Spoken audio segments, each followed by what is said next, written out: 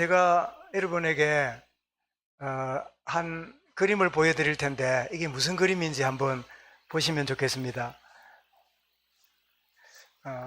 앞에 보일까요? 이게 뭡니까? 인간의 뇌혈관이고, 이 뇌혈관이 이렇게 부풀어 있는데 이걸 보고 뭐라 그래요? 이걸 보고 뇌경색이라 그래요. 뇌경색이 온 거지요. 뇌졸중이. 그래서 이게 조금만 더 세월이 지나면 터지면 어떻게 됩니까? 뇌출혈이라 그래요. 그죠? 그래서 그 다음 그림을 한번 보겠습니다. 그 다음 사진요.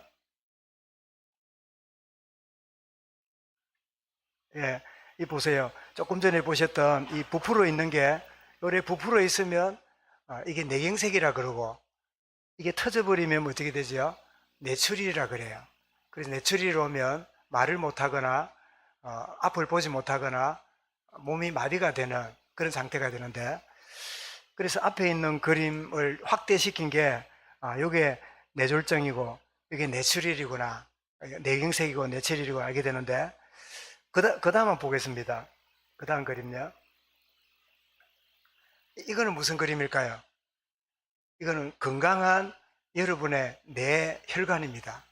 여러분 뇌혈관이 이렇게 건강하게 뭐 이렇게 쭉 돼 있는데 아무 이상 없이 고속도로 길이 잘 소통되듯이 이렇게 움직이지요? 그럼 건강한 거예요. 아니, 목사님 설교 시간에 왜 뇌혈관을 이렇게 보여줍니까? 이래 쉽지요? 여러분, 지난 주간에 하나님이 우리에게 어떤 가운데 구원하셨다고요? 아직 우리가 연약할 때. 우리가 어떤 가운데 있었다고요? 우리가 아직 죄인 되었을 때. 우리가 어떤 가운데 있었다고요? 하나님과 원수 되었을 때. 그랬던 우리에게 하나님 우리를 구원으로 불러주시고, 그래서 우리 인생이 어떤 인생이라고요? 즐거워하고 자랑하는 인생으로 부르신, 그래서 우리가 어떤 가운데 있었냐 보니까 완전히 뇌출혈 상태예요. 도무지 건강할 수 없는 그런 상태와 같은 그런 우리 인생이었어요. 치명적인 질병에, 영적인 질병에 빠져있던 우리였는데, 마지막 우리 사진 본 것처럼 건강한 뇌혈관처럼 하나님 우리에게 구원의 은혜를 주셨다. 그 이야기를 제가 하고 싶었고, 저는 다행히 조금 전에 보여줬던 그림에 뇌출혈이 아니고 그 뇌경색에 와가지고 치료를 받고 이렇게 퇴원을 해서 여러분 앞에 예배를 드리고 말씀을 전하고 있기도 합니다. 여러분, 복음적인 교회 안에는 눈에 안 보이는 세 가지 뜰이 있다는 것을 우리 잊지 말아야 됩니다. 우리 장로님들도 늘 기도하십니다만은 유대교회는 이 세 가지 뜰이 없었어요. 오직 자기들만을 위해서 성전이 있었어요. 그리고 종교적인 교회도 지금은 자기들 현상 유지하는데 시간을 다 보내고 모든 에너지를 다 쏟지 이 뜰을 놓쳐버렸어요. 그 세 가지 뜰이 뭐냐? 첫 번째는 이방인의 뜰입니다. 여러분, 저와 여러분들이 예배드리는 이 자리가 우리만을 위한 공간이라 생각하면 하나님 기뻐 안 해요. 이 공간은 불신자들이 하나님께 나와서 예배하고 기도할 수 있는 자리가 이 자리다. 아멘. 이방인의 뜰이 교회는 항상 준비되어 있어야 돼요. 언제든지 누구든지 와서 예배하고 기도할 수 있는 그런 공간. 그래서 여러분, 열왕기상 8장에 보면 43절에 보면 솔로몬이 성전을 지어가지고 하나님께 봉헌할 때 드리는 기도 중에 일부인데요. 어떻게 기도하느냐? 주는 계신 곳 하늘에서 들으시고 이방인이 주께 부르짖는 대로 이루사 땅의 만민이 주의 이름을 알고 주의 백성 이스라엘처럼 경외하게 하시오며. 여러분, 솔로몬이 유대인입니까? 이방인입니까? 솔로몬은 유대인이지요. 그런데 이 솔로몬이 성전을 지어서 봉헌할 때 이방인들도 하나님을 경외하게 하시고 이렇게 했는데, 정작 유대인들은 성전을 누구만을 위한 것이라고요? 자기들만을 위한. 이방인들은 성전에 오면 안 돼요. 저것들은 짐승이기 때문에 우리만을 위해서 있다고 생각하니까 결국 솔로몬 성전이 어떻게 되지요? 나중에 다 불타고 무너지고 바벨론으로 다 뜯겨가서 없어지는 그런 자리에 들어가요. 심지어 나중에 돌아와서 지었던 스룹바벨 성전을 헤롯이 정치적 목적으로 성전을 잘 꾸미고 아주 화려하게 리모델링을 하고 있는 그 성전, 제자들이 지나가다가 그랬지요. 주님, 저 성전의 화려함을 보십시오. 이렇게 말했을 때 주님 어떻게 해요? 그래, 참 잘 지었네. 그 참 멋지네. 리모델링 너무 잘했네. 어느 업자가 했는지 참 대단하네. 주님 그래 말씀하지 않고 뭐라고 말했지요? 돌 위에 돌 하나 남기지 아니하고 다 무너지리라. 다 무너질 것이라. 그랬는데 과연 AD 70년에 이 헤롯 성전이 로마에 의해서 뜯겨 가지고 그 성전 안에 있는 모든 기둥에 있는 금, 모든 보석, 모든 이 성전 기구들, 모든 기구들을 다 가져가서 로마가 백성들을 즐겁게 하고 백성들을 향락에 빠지게 만드는 경기장을 만드는 그 일에요. 성전 보물을 다 썼어요. 그거 다 썼는데 우리가 알고 있는 로마의 유명한 경기장 뭐지요? 콜로세움이 짐승들이 나오고 노예들이 서로 죽이고 백성들이 즐거워하는 그런 즐거운 유흥장으로 만드는 일에 성전 보물이 다 사용되었어요. 돌 위에 돌 하나도 없도록 만드시는 이 주님의 예언이 로마에 의해서 성취됨을 역사 속에서 보게 돼요. 이방인의 뜰을 놓치면 교회는 교회 역할을 하지 못하는 거예요. 여러분, 빈자리에 주님, 불신자들이, 믿지 않는 자들이 구원의 자리로 와서 예배의 축복 누릴 수 있도록 역사하여 주옵소서. 낯설고 아무도 모르는 사람 말고 우리가 아는 지인들 가운데 하나님 알지 못하는 수많은 사람들, 주님, 교회는 이방인의 뜰이 늘 붐빌 수 있도록 하나님 은혜를 다하시고 역사하여 주옵소서. 이 솔로몬의 기도가 저와 여러분의 기도가 될 수 있기를 주의 이름으로 축원합니다. 목사님, 내 혼자 교회 오기도 너무 바쁜데, 내 혼자 교회 오기도 힘드는데 누구한테 복음 전합니까? 누구한테 권합니까? 주님, 이게 내 생각인데 아버지의 뜻이 이방인의 뜰이 채워지는 축복의 은혜를 누리게 해 주옵소서. 이름 진해마늘교회 이방인의 뜰이 날마다 여러분 먼지 끼고 이끼 끼는 자리가 아니라 잡초 일어나는 자리가 아니라 붐비는 그런 축복의 역사가 계속되어질 수 있길 바랍니다. 아멘. 그죠? 아멘. 여러분, 이사야 56장 7절 우리 잘 압니다. 성전이 뭐라고요? 내 집은 만민이 기도하는 집이라. 에베소 3장 6절에 바울도 이렇게 고백합니다. 이는 이방인들이 복음으로 말미암아 그리스도 예수 안에서 함께 성석자가 되고, 바울도 복음 알기 전에는 이방인들이 구원받고 이방인들이 하나님 백성 되는 것에 대해서 아주 불쾌하게 생각하고 오히려 누구든지 예수 믿으면 구원받는다, 이 말하는 초대교회를 핍박해서 감옥에 있는 이 일에 앞장섰던 사람이잖아요. 근데 바울이 깨달았어요. 이방인도 하나님을 예수 그리스도로 말미암아 구원받고 섬기는 자리에 오게 해야 되는구나, 이 사실을 깨닫지요. 이방인의 뜰. 두 번째는 뭐죠? 자, 구원받은 사람에게 예수 믿고 구원은 받았지만 여전히 뭐가 많지요? 치유받을 게 많아요. 교회는 치유의 역사가 일어나야 돼요. 영육 간에 참된 치유가 있는 축복에 있도록 기도하시길 바랍니다. 이사야 61장 1절에 그랬죠. 주 여호와의 영이 내게 내리셨으니 이는 여호와께서 내게 기름을 부어사 가난한 자에게 아름다운 소식을 전하게 하려 함이라. 나를 보내사 마음이 상한 자를 고치며, 마음이 상한 자를 어떻게 하고요? 고치며, 그 다음에요, 포로된 자에게 자유를, 그리고 주님이 나를 보내신 이유는 갇힌 자에게 노임을 선포하며, 이렇게 말씀하는, 그래서 교회 안에는 우리끼리, 건강한 사람끼리, 잘 나가는 사람끼리, 마음 통하는 사람끼리가 아니라 어떻게 저런 문제 많은 사람이, 왜 저런 쏘가지를 가진 사람이, 왜 저렇게 말도 함부로 하고 저렇게 문제 많은 사람이, 아니요, 교회는 치유의 뜰이 있어야 돼요. 이런 사람도 주의 성령이 임하게 되므로 치유가 되고 변화가 일어나고 자유함을 누리고 승리하는 축복 역사가 이렇게 있기를 기도하시길 바랍니다. 첫 번째 뭐라고요? 이방인의 뜰. 두 번째 뭐라고요? 치유의 뜰. 세 번째는 뭡니까? 예, 아이들의 뜰입니다. 우리 후대와 미래가 있어야 돼요. 여러분, 저희 교회에 랩런트들이 많지는 않지만 그래도 중고등부, 유초등부, 유아부 이렇게 모임을 갖고 있는 것만 해도요 큰 축복입니다.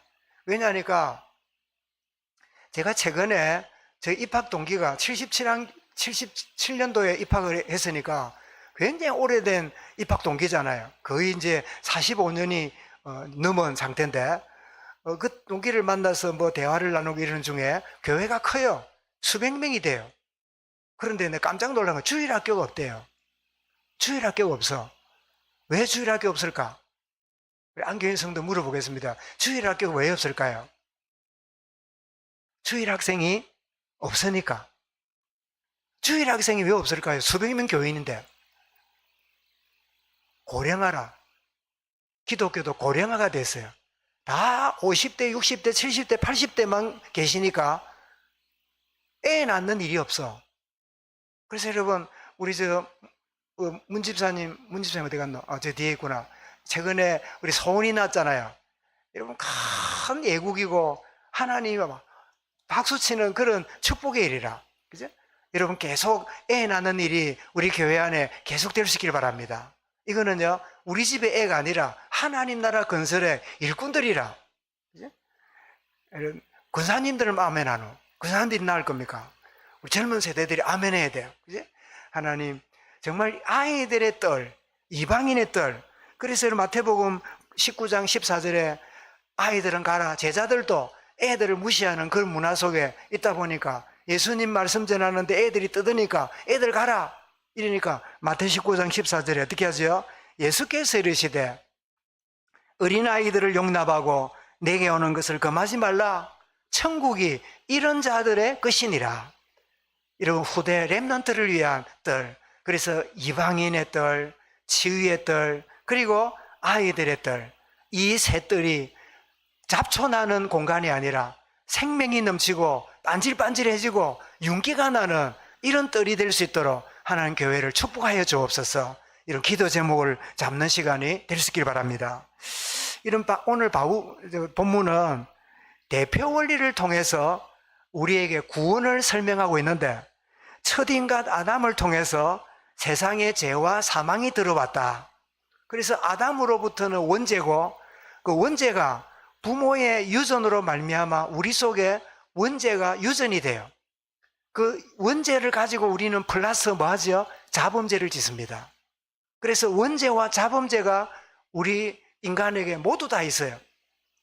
그런데 마지막 아담, 예수 그리스도를 통해서 우리에게 구원을 주셨다. 아담 때문에 죄와 사망이 들어왔고 마지막 아담인 예수 그리스도로 말미암아 모든 죄와 사망을 다 거두시고 우리에게 구원을 가져다 주셨다. 이 대표 원리를 가지고 우리에게 구원을 설명해요. 여러분, 대표 원리, 아니 어떤 사람이 이럽니다. 아니 아담이 선악과 따먹었지 난 안 따먹었는데 왜 내보고 죄인이라냐고. 교회 가면 기분 나쁘다고. 왜 우리를 보고 죄인이라냐고.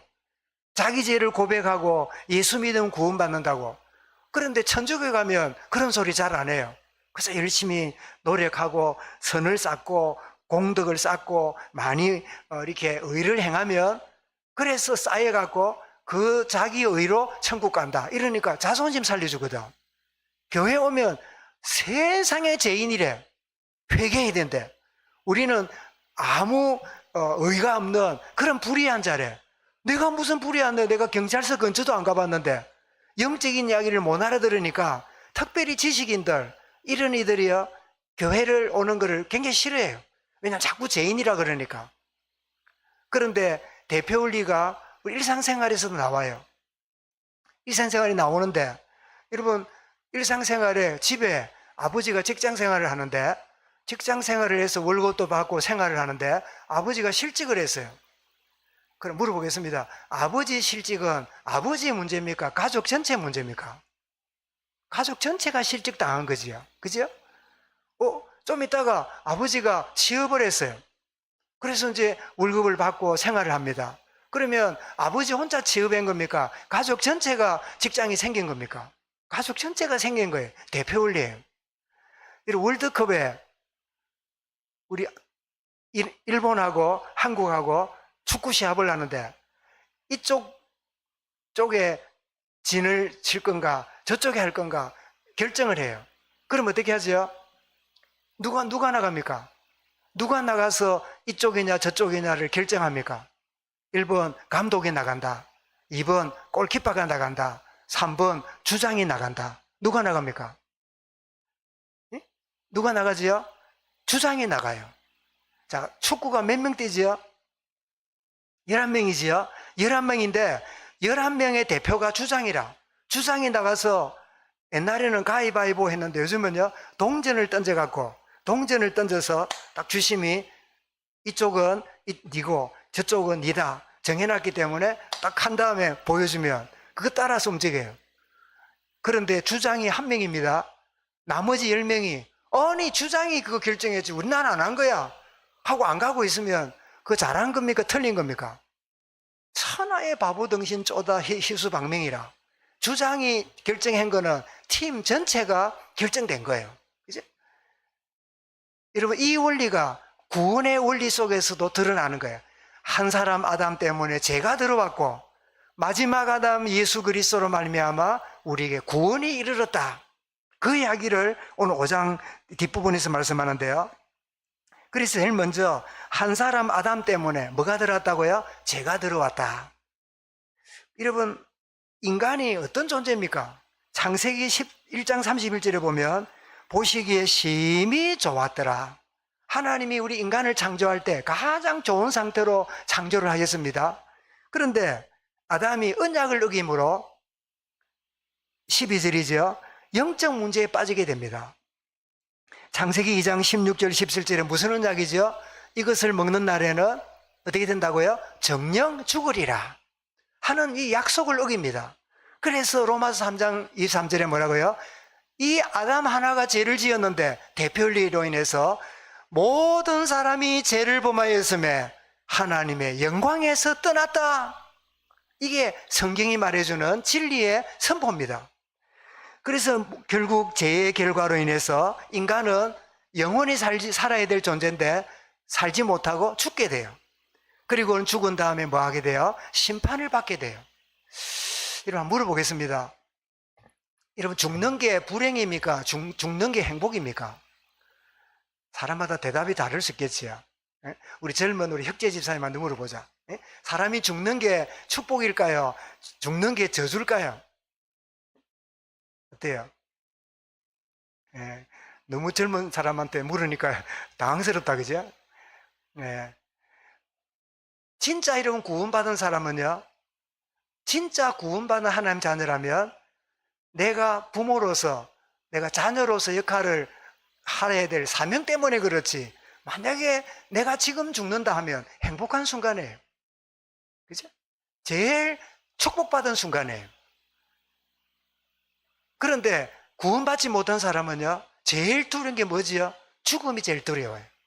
욕 중에 조폭이나 이런 깡패가 탁 상대방 이유할 때요, 칼, 몽둥이, 권총 있지만요, 제일 무서운 말이 있어요. 뭔지 압니까? 뭐랄까요? 죽일 거야. 죽고 싶어. 이게 제일 무서운 욕이라. 왜요? 사람이 제일 두려워하는 게 죽음이라는 거 알거든. 죽음이라 아는데 죽음이 왜 두려울까요? 그것은 내가 해야 될 일 때문에 라는 의미가 있지만은, 죽음이 두려운 이유는요, 죽음 이후에 세계는 자기는 아무것도 모르는 두려움이 가득하기 때문이지요. 여러분, 죄의 결과로 인간은 죽게 되는데, 여러분 사실은요, 영원한 영생 나무를 먹었으면 영원히 사는데, 결국은 지옥 가야 될 인간이, 결국은 죽어야 될 인간인데 구원받았다면 죽는 순간이 무슨 순간이지요? 이 땅의 모든 수고를 끝내고, 요한계시록 21장 그랬죠. 눈물을, 상처를, 아픔을 다 면하고 영원한 세계에 들어가게 되니까 하나님 보실 때 죽음이요, 우리에게 축복이에요. 그래서 여러분, 오후 예배 때 7가지 복 중에 하나가 무슨 복이지요? 그리스도 안에 죽는 자들은 복이 있도다. 7복 중에 하나예요. 그리스도 안에 들어있기 때문에 죽음은 고통의 마무리예요. 고통이 끝나는 순간이에요. 고통이 마무리되는. 그제 우리 경남도에 안에 그 음양섭 목사님이라고 그 모친이 88세인가 되셨는데 돌아가셨다고 장례를 치르고 이렇게 했는데 내일 총회라서 오늘 제가 오후에 가봐야 되겠다 생각하고 있는데, 저도 보니까 작년에 어머니가 4월달에 돌아가셨잖아요.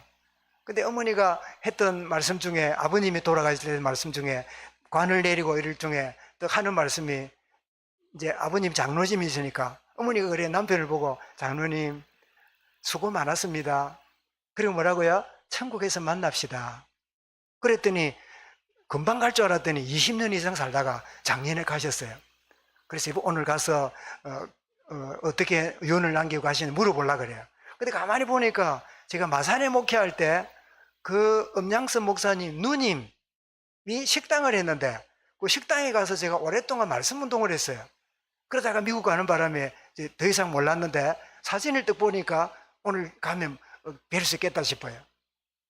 여러분, 죽음은 하나님의 구원받은 자에게는 수고를 마치는 축복의 인생 졸업장을 받는 거야. 그죠? 졸업장을 받고 주님 앞에 가는 거지요. 죄의 결과로 인간은 죽습니다. 그러나 이 말이 구원받지 못한 자에게는 무서운 말이에요. 구원받지 못한 자에게는 저주의 말이에요. 죽는다는 이 말은 욕이에요. 그러나 구원받은 자에게는 죽음이야말로 구원의 완성이다. 그 받은 구원의 축복을 확인하는 순간이다. 그래서 죽음이라는 문고리를 땡기는 순간에요, 이 땅에서 영원한 세계로 들어가는, 영광의 세계로 들어가는 순간이 뭐예요? 숨을 거두는 순간이라. 미안합니다. 우리 오늘 교인 성도를 자꾸 말해서, 우리 교인 성도님 얼마 전에 당뇨 때문에 앰뷸런스 실려 갔잖아요. 갔다 온 다음에 저를 보면 툭 하면 그래요. 목사님, 내가 걱정이 있습니다. 무슨 걱정입니까? 내가 죽으면 대박이 저거 누구 키워겠냐고. 그래, 내가 걱정하지 마세요. 내가 키워줄게, 대박이. 또 그럽니다. 내가 당뇨 가가지고 양로원에 가 있거나 이러면 어쩝니까? 목사님, 내가 통장이랑 다 드릴 테니까 좀 관리 좀 해주세요. 걱정하지 마세요. 우리 이제 교인씨한테 우리 성도들이 다 가족입니다. 큰 가족이니까 밥 먹고 가세요. 그냥 가지 말고. 그치? 가족은 식구라 그러고 식구는 밥을 먹어야 돼요. 알겠지요? 가족을 식구라 한 거는 아마 한국만이 그 먹을 식자, 입구자, 가족을 패밀리라는 의미를 가진 단어를 쓰는 나라는 우리나라 뿌릴 것 같아. 왜? 가족은 뭐예요? 같이 먹는 거야. 알겠지요? 같이 먹는 게 가족이고, 그게 한 교회야. 그치? 한 가족임을 알게 되잖아요. 정말 하나님이 주시는 구원의 축복이 우리에게 주어져 있는데, 심판을 받게 된다. 로마서 6장 23절에 뭐라 했습니까? 죄의 삭은 사망이요. 그리고는 히브리 9장 27절에 한 번 죽는 것은 정한 거고 그 위에는 뭐가 있다고요? 심판이 있으리니. 근데 우리의 죽음은 심판이 없는 영원한 멸류관을 받는 축복의 시상식이에요. 우리는 죽음 앞에 서는 게 아니라 시상대 앞에 서는 거야. 아멘. 내가 이 땅에 수고한 수고에 대한 시상식을 받는 거야. 그래서 모든 인간은 사망이 왕노릇을 하는 운명에 빠져서 그래서 살아갑니다. 여러분, 병원 가보세요. 살아보려고, 고쳐보려고, 좀 더 살려고 몸부림치는, 여러분, 그런 사람들을 얼마나 많이 보게 됩니까? 최선을 다해 살아야 되지요. 왜? 구원받아야 되니까. 구원도 못 받았는데 병이 들었으니까 빨리 나서가지고 구원받아야 되니까 병원이 넘쳐나야 돼요. 구원받았는데 이런 병원에 있다면 거기도 하나님의 사명이 있는 거지요. 그죠?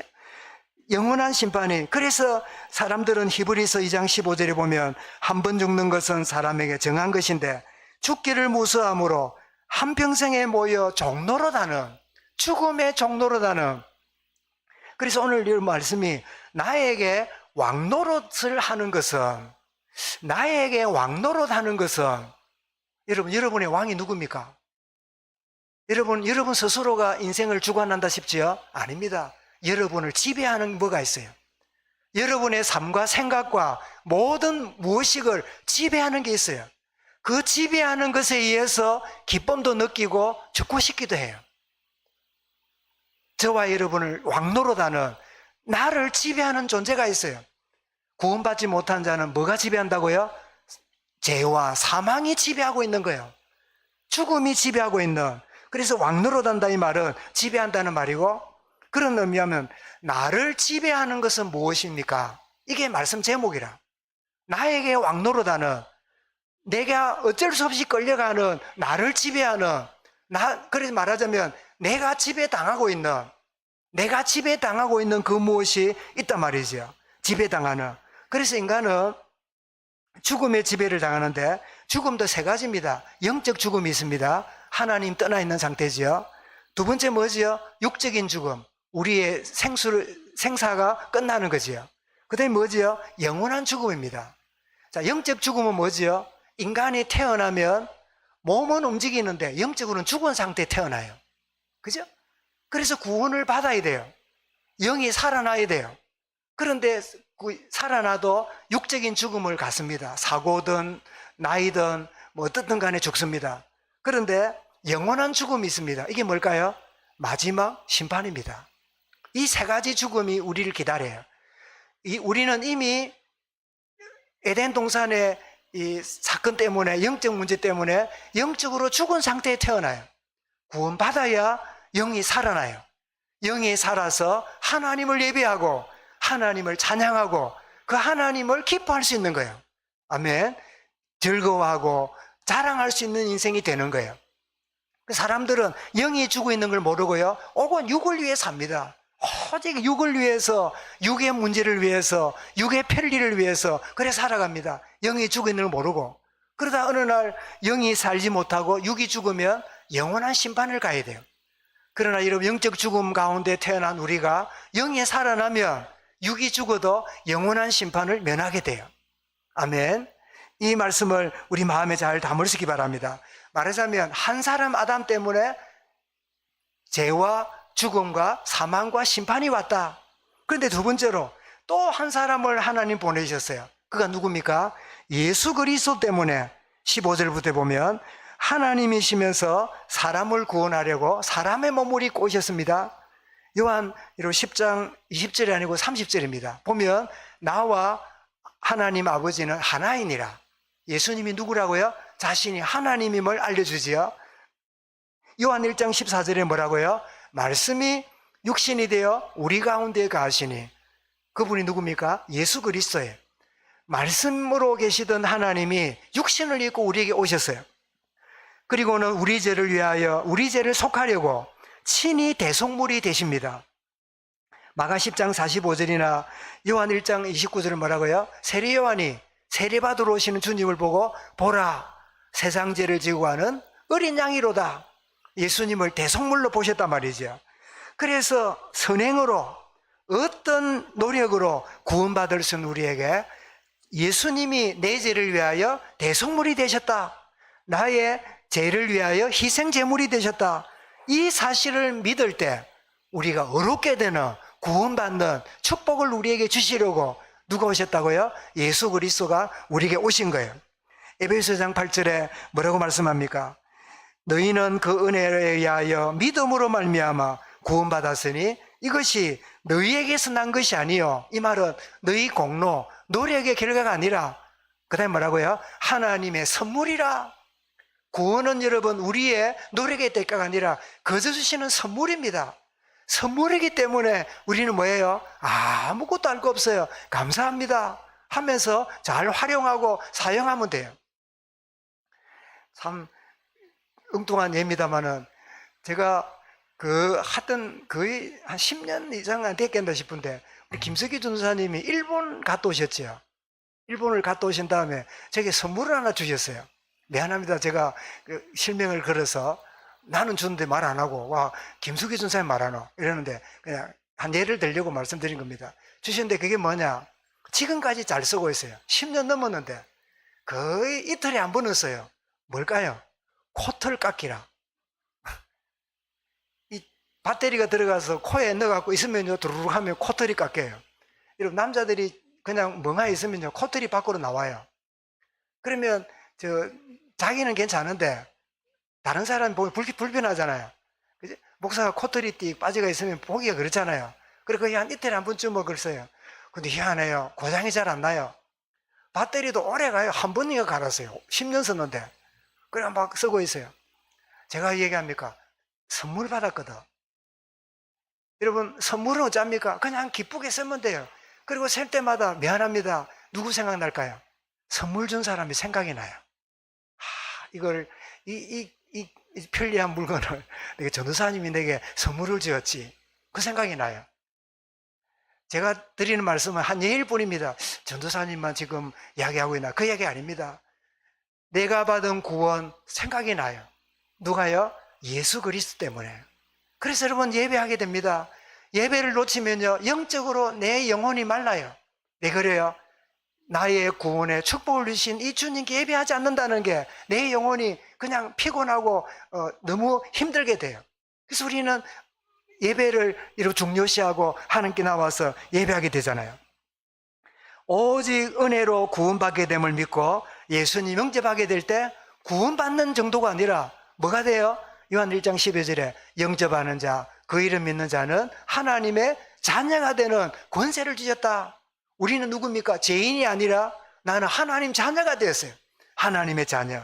그래서 사도 요한은 요한 1장 12절에서 하나님 자녀라고 말해놓고 요한 1서에서 믿는 우리에게 확신을 다시 한번 줍니다.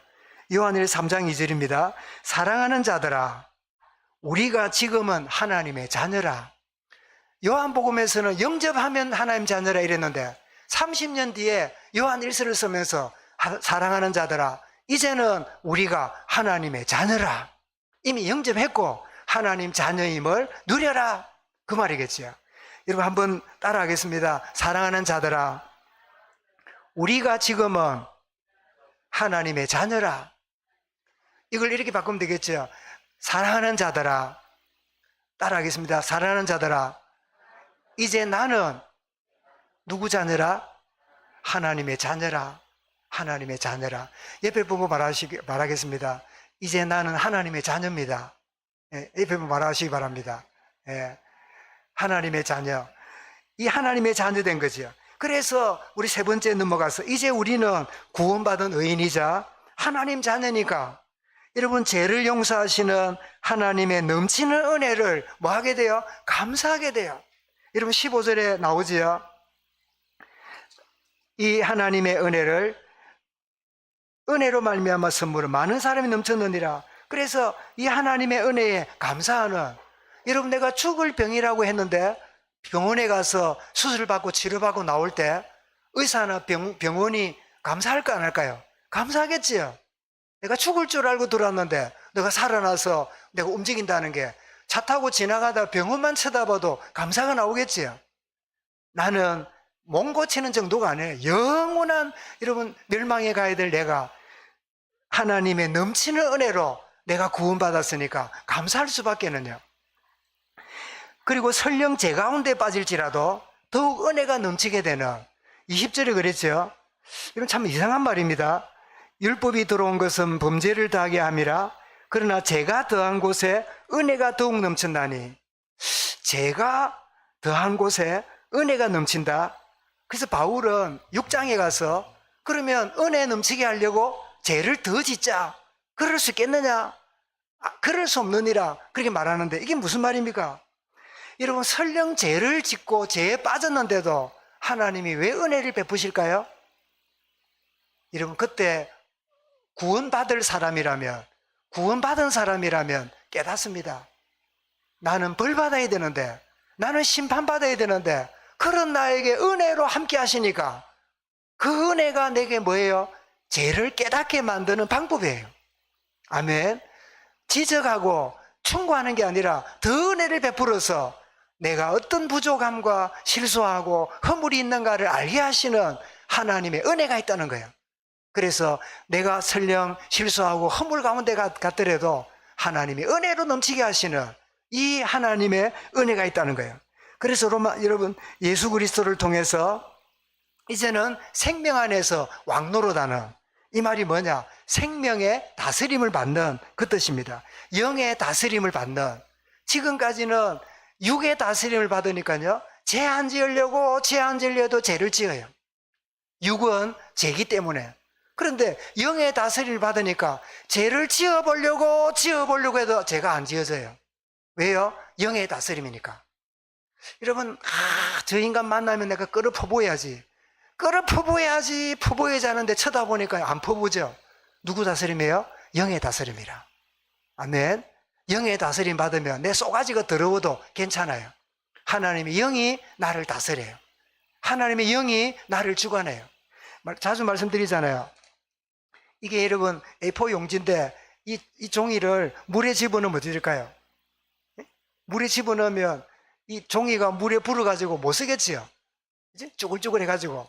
그런데 이 종이를 물에 아무리 집어넣어도 종이가 물에 안 젖는 방법이 있어요. 어떻게 하면 될까요? 예, 코딩하면 돼요.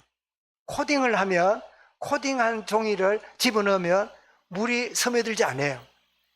그런데 옛날 어른들은 코딩기가 없을 때, 여러분 교회, 오래된 교회 당회록이나 재직회록 한번 보면요, 열어보면 종이가 누래요. 왜 누를까요? 종이 자체가 좀 질이 나쁘긴 하지만 거기다 콩기름을 먹였어요.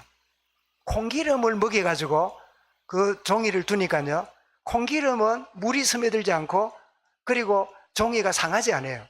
100년이 넘은 교회인데도요, 콩기름을 이렇게 발라놔가지고 보관한 문서는 보관이 돼요. 저희 교회 문서는 콩기름 바른 게 아직 없지요. 30년 안 됐으니까, 코딩기가 나왔으니까. 여러분, 똑같은 연약함이에요. 그런데 영의 다스림 받으면요, 죄가 나를 침입하지 못해요. 불의가 나를 넘어뜨리지 못해요. 육이 나를 끌어가지 못해요. 사랑하는 여러분, 뭐가 저와 여러분을 다스리고 있습니까? 육입니까? 영입니까? 육의 다스림을 받으면 나는 아무리 조심해도 죄를 지을 수밖에 없어요. 말도 상처 주는 말밖에 할 수밖에 없어요. 아무리 내가 잘한다 해도 상대에게 상처를 줘요. 근데 영에 끌리게 되면요, 나는 그냥 말하는데 상대는 다 버려져요. 상대는 그 말을 듣고 위로를 받아요. 상대는 그 말을 듣고요, 큰 힘을 얻어요. 왜 그럴까요? 하나님 영의 다스림을 받기 때문에. 여러분, 나에게 왕노릇이 뭡니까? 육입니까? 영입니까? 구원받기 전에는 육의 다스림을 받고 그렇게 살았어요. 그냥 열심히 살았어요. 그런데 내가 육으로 사는데 선하게 산다고 살아도 권력이 주어지고 위치가 주어지고 역할이 주어지면 내게 주어진 역할을 갖고요, 비리를 여러분 행합니다. 절묘하게 법에서 살짝 벗어난 일을 행하는 게 대부분 권력자들과 대부분 그 성공한 사람들의 삶이에요. 가히 보면 세금을 빗겨나가고 법을 빗겨나가고. 그래서 나중에 언제 드러납니까? 장관 추천받을 때, 뭐 추천받을 때, 그래가 청문회 할 때 보면 온갖 게 다 드러납니다. 도시 사는 사람이 저 농촌 시골에 논을사가 있는 사람이 없나? 왜 그러냐 했더니 내가 은퇴한 다음에 가서 거기 농사 지을 거라고 이런 소리를 해가면서 말도 안 되는 소리를. 그래가지고 여러분, 국회의원 하다가 은퇴가 농사 짓는 사람 찾아가 봤습니까? 한 명 있네. 큰 대굴가에 지어가지고 양산에 사는 그분. 그럼 뭐 말이 농촌이지, 그 대굴에 사는 거지 농촌입니까 그게? 안 그래요? 대부분 그러지만 다 뭐지요? 땅값 오르면 한 미천 잡으려고. 그게 뭐지요? 내가 성공 위치를 활용하는 거예요. 내가 성공한 자기 자리를 가지고 금력과 물력을 세우는 그 일을 해요. 여러분, 그리스도인들이 육의 이끌림을 받으면요, 불신자 비슷하게 살아갈 수밖에 없어요. 그래서 얼마 전에 제가 보니까 회사에 몇백억 횡령을 했어요. 횡령을 해가지고 나중에 조사가 들어가 보니까요, 횡령한 돈 가지고 11조 했다랍니까? 대단하죠. 그러지, 어떻게 11조 했을까? 주여, 안 들키게 해주옵소서. 그런 의미로 11조 한 거 아닐까? 그리스도인, 교회 중직자예요. 교회 중직자인데 횡령한 돈으로 11조를 해요. 자기는 아마 요래 해먹어도 된다 생각했는가 봐요. 그게 무슨 말이냐니까, 일반인이 모르는 권력자와 위치가 되면요, 이 정도는 괜찮다는 착각에 빠져요. 이게 뭐지요? 육이 지배하는 거예요. 육은 결국 육신의 정욕, 안목의 이생의 자랑으로 우리를 끌어가는 강력한 힘입니다. 여러분, 무엇이 우리를 왕노릇합니까? 육입니까? 영입니까? 영의 다스림을 받는 이 자리에 우리가 들어왔어요. 죄와 사망의 법이 아니라 예수 그리스도로 말미암아 영원한 생명에 들어온. 그래서 내가 무엇의 지배를 받고 있는가? 구원 이전과 구원 이후를 제가 정리했는데요. 죄와 사망의 법입니까? 생명과 영생의 법에 여러분 지배를 받고 있습니까? 그래서 오늘 21절 한번 보겠습니다. 정리한 걸 보고 마치겠는데요. 자, 21절 같이 읽어보겠습니다. 이는 죄가 사망 안에서 왕노릇한 것 같이 은혜도 또한 의로 말미암아 왕노릇하여 우리 주 예수 그리스도로 말미암아 영생에 이르게 하려 함이라. 그러면서 그 다음 넘겨보겠습니다. 로마서 8장입니다. 시작. 이는 그리스도 예수 안에 있는 생명의 성령의 법이 죄와 사망의 법에서 너를 해방하였습니다. 예, 6절입니다. 읽어보겠습니다. 육신의 생각은 사망이요 영의 생각은 생명과 평안이니라. 이런 육신의 생각은 굉장히 우리의 삶을 부욕해 하는 것 같습니다. 영의 생각은 배고프게 하는 것 같습니다. 그런데 인간은 영적인 존재예요. 육신의 생각을 쫓아감으로 육적으로 많은 것을 소유한다 할지라도 그것은 사망의 자리예요. 그런데 영의 생각은 가진 게 없어 보일지라도 어떤 길 가지요? 생명과 평안 가운데 있게 돼요. 두 번째입니다. 내가 의지적 노력 가운데 애쓰고 있는가? 주신 은혜와 평안을 누리고 있는가? 이게 나를 지배하고 있는 모습을 나눴는데요. 마태복음 11장부터 읽어보겠습니다. 28절에 시작. 수고하고 무거운 짐진 자들아 다 내게로 오라. 내가 너희를 쉬게 하리라. 29절입니다. 나는 마음이 온유하고 겸손하니 나의 멍에를 메고 내게 배우라. 그리하면 너희 마음이 쉼을 얻으리니. 30절입니다. 이는 내 멍에는 쉽고 내 짐은 가벼움이라 하시니라. 여러분, 내 노력으로 한 것은요 모든 게 짐이에요. 그런데 하나님이 원하시는 거기 방향에 있으면요 큰 짐인데도 짐이 아니라 가벼워요. 내게 쉼이 돼요.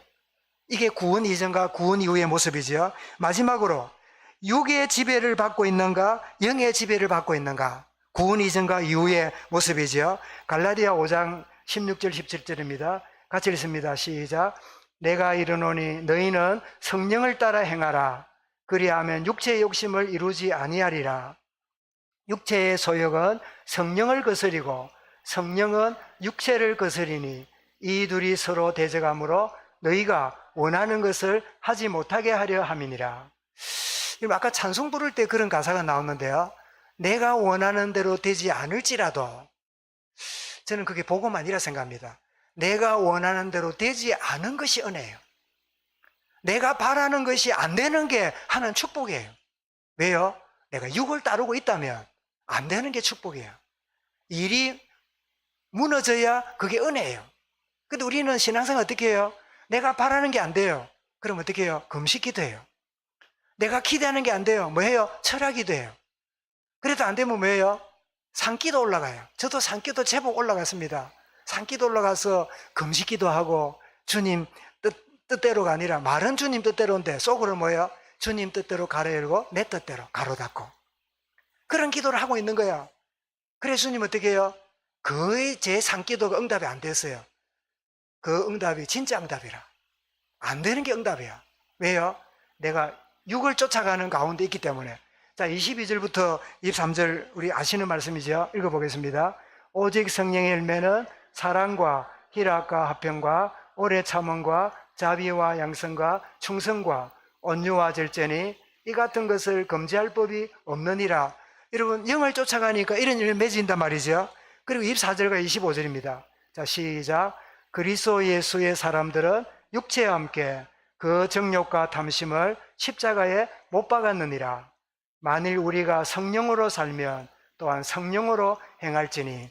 이게 무슨 말입니까? 성령으로 행하라는 말이 아니라 내가 영의 사람이 되면 성령의 사람으로 행해친단 말이에요. 구원 이전과 구원 이후입니다. 여러분, 저와 여러분이 무엇에 지배당하고 있습니까? 육입니까? 영입니까? 육은 배불러 보이지만 사망입니다. 영은 배고파 보이지만 생명과 평안입니다. 오늘 구원의 원리를 말씀하고 내게 왕노릇이란 말이 사망이 나를 왕노릇하고 생명이 나를 왕노릇하는데, 왕노릇한다는 말은 다른 말로 말하면 뭐라고요? 내가 지배당하고 있는 거. 주님, 내가 어디에 지배당하고 있는지, 오히려 이제는 내가 지배당한 걸 알고 나면 이제는 누가 지배해요? 그리스도의 사람이 내가 그것을 지배하게 돼요. 지배당하던 내가 지배해요. 돈이 나를 지배하는 게 아니라 내가 돈을 써요. 시간이 나를 지배하는 게 아니라 내가 시간을 관리해요. 내가 사람들에게 지배당하는 데가 아니라요, 내가 만남 속에서요, 영적으로 사람들을 리드할 수 있어요. 정말 지배당하는 자가 아니라 지배할 수 있는 하나님의 자녀, 구원받은 이 축복의 은혜가 이 한 주간 누려질 수 있기를 주의 이름으로 축원합니다. 주님 감사합니다. 이 시간 저들에게 무엇이 나를 지배하고 있는지, 무엇이 나의 왕노릇하고 있는지를 말씀해 주신 것 감사합니다. 아담으로 인해서 죄와 사망이 나를 지배했다면 예수 그리스도로 말미암아 나는 이제 생명이, 주의 영이 나를 지배하는 자가 되었는데, 이 축복을 마음껏 누리는 은혜 가운데 인도받도록 성령으로 주관하시며 주께서 참 온전히 역사하시며 다스리시는 이 축복을 사실적으로 누려가도록 은혜를 다하여 주시옵소서. 주 예수 그리스도 이름으로 기도드리옵나이다. 아멘.